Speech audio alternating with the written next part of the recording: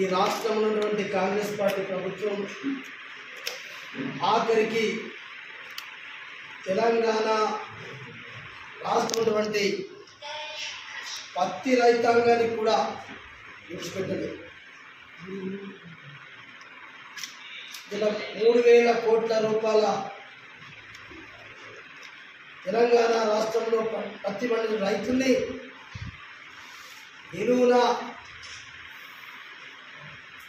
Traders, Congress party నాయకులు ఆదిలాబాద్లో మొదటి నుంచి చెప్పిన నేను ఇక్కడ స్థానిక ఎమ్మెల్యే పాయసం వీళ్ళందరూ కలిసి మొత్తానికి తెలంగాణ పత్తి రైతాంగానికి తోడు పెట్టారు, తోడు పెట్టారు. అంటే పత్తి రైతులు కూడా సరిపోలేదు. ఎందుకంటే ఈరోజు రాష్ట్రంలో 25 లక్షల మంది పత్తి పంట పండించారు. 25 లక్షల మంది పత్తి పంట పండిస్తే ఈ రాష్ట్రంలో 49 లక్షల బేళ్ళు పత్తి ఉత్పత్తి అయింది.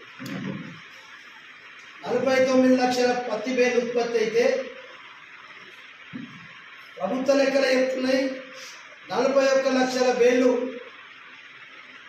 CCI ఉన్నది, కాటన్ కార్పొరేషన్ ఆఫ్ ఇండియా వాళ్ళు కొన్నారని. కేవలం 8 లక్షల బేళ్ళు ప్రైవేట్ వ్యాపారస్తులు ఉన్నారని చెప్పి ఇది ప్రభుత్వ అధికారిక లెక్క రాష్ట్రం. దీనికి ఆదిలాబాద్లోనే పెద్ద మొత్తంలో గోల్మాల్ జరిగింది. అంటే ఈ రకంగా 25 లక్షల మంది పత్తి రైతులు ఉంటారు, పండిస్తారు.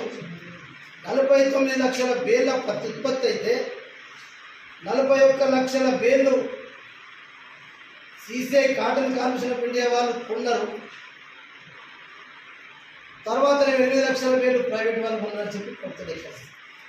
ఇంకో విచిత్రం ఏంటంటే 25 లక్షల మంది రైతులు పత్తి పండిస్తే 6,30,000 మంది రైతుల దగ్గరనే CCI పత్తి ఉన్నదట.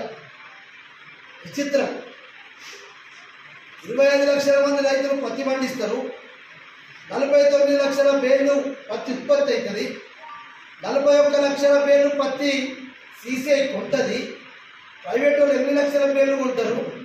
మళ్ళీ CCI ఉన్నది ఎంతమంది రైతుల దగ్గర అంటే 6,30,000 మంది రైతుల దగ్గర ఉన్నారు. ఇది గతంలో కూడా చాలాసార్లు పేపర్లలో స్థానిక ఎమ్మెల్యే గారి హస్తం ఉంటుంది. ఆ రోజు ఖచ్చితంగా గూడుగోన చేసిచ్చి రైతులను నెట్టముంచినటువంటి ఎమ్మెల్యేని ఆ రోజు చెప్పినా ఇది ఇంతటితోటి ఆగిపోదు. ఈ ఎమ్మెల్యేకి అలవాటే ప్రైవేట్ వ్యాపారస్తులు కుమ్మకై ఇది ఇప్పుడు ఇక్కడ పెద్ద మొత్తంలో ఆదిలాబాద్లో జరిగింది. మరి పత్రికలలో నేను చూస్తూ ఉన్నా, పత్రికలలో చదువుతూ ఉన్నా. కాబట్టి నేను ఒకటే డిమాండ్ చేస్తున్నా, నిజంగా ఈ ప్రభుత్వానికి చిత్తశుద్ధి ఉంటే పత్తి రైతులను మీరు కూర్చుతో పెట్టినటువంటి కాంగ్రెస్ పార్టీ ప్రభుత్వం ఖచ్చితంగా సిట్టింగ్ జడ్జితోటన్నా విచారణ జరిపించాలని చెప్పి ఆదిలాబాద్ BRS పార్టీ శాఖ డిమాండ్ చేస్తారు. దీపావళి పండుగ నాడు హైదరాబాద్లో ఒక 5 స్టార్ హోటల్లో కాంగ్రెస్ పార్టీ నాయకులు ఈ ట్రేడర్స్ అందరు కలిసి ఏ రకంగా పత్తి రైతుని ఏ రకంగా దోపిడీ చేయొచ్చు అని చెప్పి ప్లాన్ చేసుకున్నది కూడా ఆనాడు గతంలో పత్రికలలో టీవీలో వచ్చింది. అట్లనే ఆ ఏ 5 స్టార్ హోటల్ అయితే కూర్చున్నది అందరికీ తెలుసు, ఇంటెలిజెన్స్ రిపోర్ట్స్ ఉన్నాయి. కానీ ప్రభుత్వం ఇలా CC కెమెరా ఓపెన్ చేస్తుంది. ఎవడెవడు దానిలో కూర్చున్నాడు, ఏ మీటింగ్లోకి ఎవరు వచ్చినది బయట పడుతుంది. కానీ అది ప్రభుత్వం చేయలేకపోతున్నదంటే నేను మొదటి నుంచి కూడా ఆదిలాబాద్లో చెప్పిన గూడుగోన ఎమ్మెల్యే పాయల్ శంకర్ అని చెప్పిన గూడుగోన ఎక్కడైతే ఆదిలాబాద్లో మొదలైందో ఈసారి కుచ్చుటోపి పత్తి రైతులకు ఈ ఎమ్మెల్యే పెడతాడు. ఈ ఎమ్మెల్యే ఇక్కడ ఉన్నటువంటి ప్రైవేటు ట్రేడర్స్ కలిసి ఇదేదో పథకం జరుగుతుంది మొదలైతే జరిగింది అని చెప్పినట్టు స్పష్టంగా చెప్పినట్టే రాష్ట్రంలో కాంగ్రెస్ పార్టీ ప్రభుత్వ నాయకులు ట్రేడర్స్ చేస్తే ఇక్కడ పాయల్ శంకర్ కూడా కుమ్మక్కై జరిగిందనేది నేను ఆనాడు చెప్పినా. ఇలా నిన్ననే విజిలెన్స్ టీములు కూడా ఆదిలాబాద్కి వచ్చినాయి. మరి మీకు తెలిసి ఉండొచ్చు.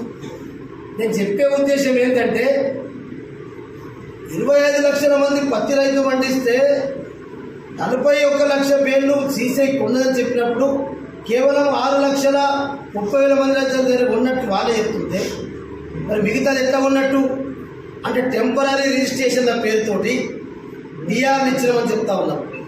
ఈ టెంపరీ రిజిస్ట్రేషన్ల పేరుతోటే మళ్ళా వ్యాపారస్తులు కొన్న తర్వాత వ్యాపారస్తులు మళ్ళా దాన్ని ఏమంటారు రీసైక్లింగ్ జరిగింది. మళ్ళా రీసైక్లింగ్ ఏదో డూప్లికేట్ రైతులు టీఆర్లు రిజిస్ట్రేషన్ టెంపరీ రిజిస్ట్రేషన్ చేసుకొని మళ్ళీ ఇదే వ్యాపారస్తులు కొన్న పత్తిని మళ్ళీ రీసైక్లింగ్ సీసేది జరిగింది. లేకుంటే లెక్క కలుస్తుంది, వాళ్ళే క్లియర్ ఇస్తున్నారు కదా. 25 లక్షల మంది రైతులకు 6,30,000 మంది రైతుల దగ్గర సీసీ ఉన్నట్టు రికార్డు ఉన్నప్పుడు వాళ్ళ దగ్గర 41 లక్షల బెయిల్ ఎట్లా ఉంటారు? 6,30,000 మంది ఎంత పత్తి పండించాలా? దీన్ని బట్టి టోటల్గా దగ్గర 3,000 కోట్ల రూపాయలు తెలంగాణ పత్తి రైతాంగానికి కుచ్చుటోపేసినటువంటి కాంగ్రెస్ పార్టీ ప్రభుత్వం. దీంట్లో ప్రభుత్వ మంత్రులున్నారా, అధికార పార్టీ నాయకులున్నారా? ఇది ఖచ్చితంగా సిట్టింగ్ జడ్జితోటి విచారణ జరపాలని చెప్పి బీఆర్ఎస్ పార్టీ డిమాండ్ చేస్తూ ఉంది.